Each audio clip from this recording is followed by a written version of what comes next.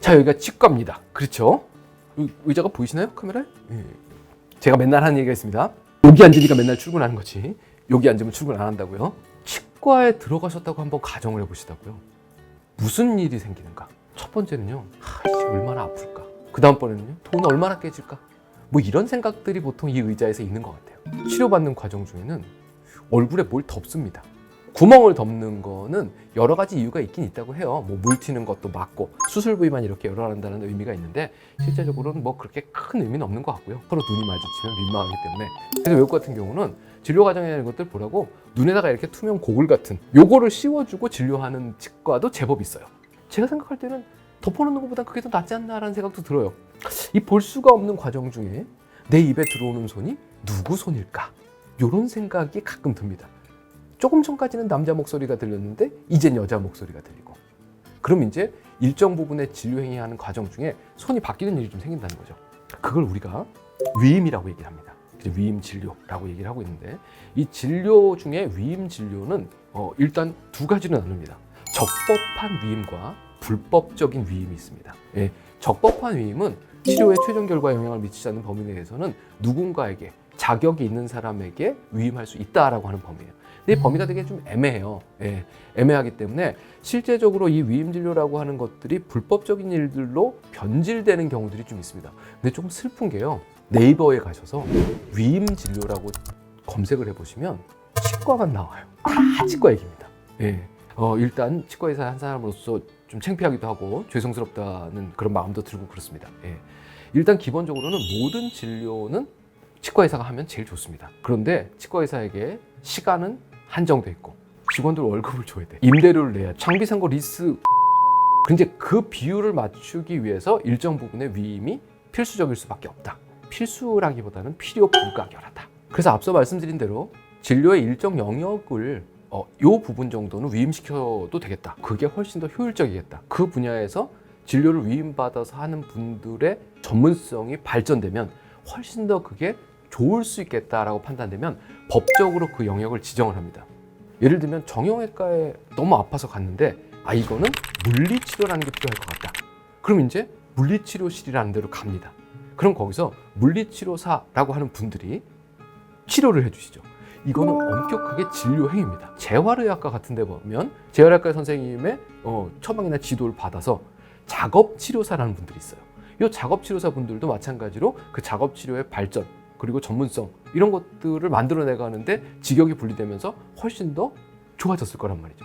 치과에도 이제 그런 영역이 있습니다. 그게 바로 치과위생사라는 직종이고요. 치과의사는 제가 여러 번 영상에서 말씀드렸지만 망가진 치아를 고치는 일을 그동안 해왔는데 안 망가지면 좋겠다 라는 생각에 기초적인 잇몸 치료, 관리 이런 걸 우리가 보통 스케일링이라고 합니다. 이게 엄격하게 진료 행위의 범위예요.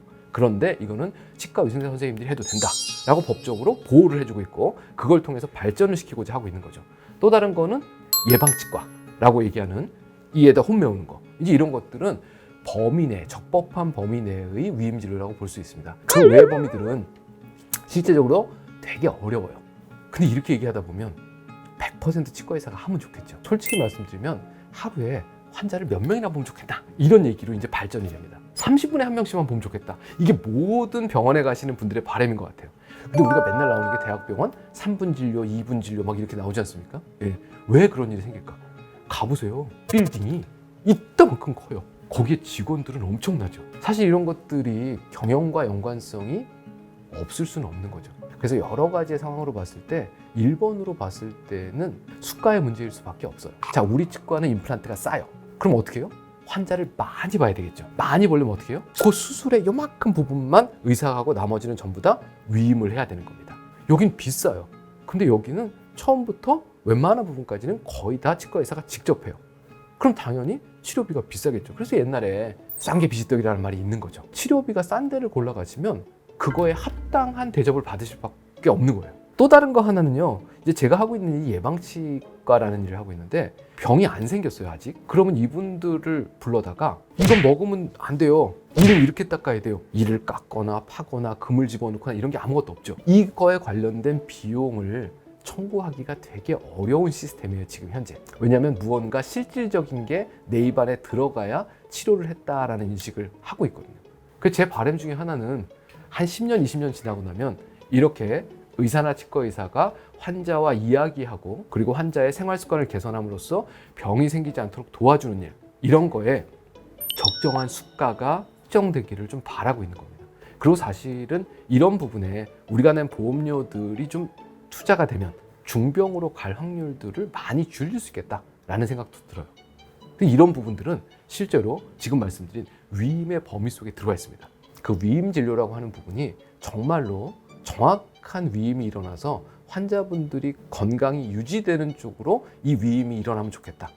물리치료, 작업치료, 그 다음에는 스케일링, 이런 부분에 있어서는 위임이 활성화가 되면 좋겠다라는 생각을 하고요. 조금 더 부가적인 수입을 창출하기 위해서 아슬아슬한 위임들은 많이 줄어들었으면 좋겠다. 그런 것들이 현재 의료 소비자가 만들어가야 할 되게 중요한 부분이 아닐까라는 생각을 해요.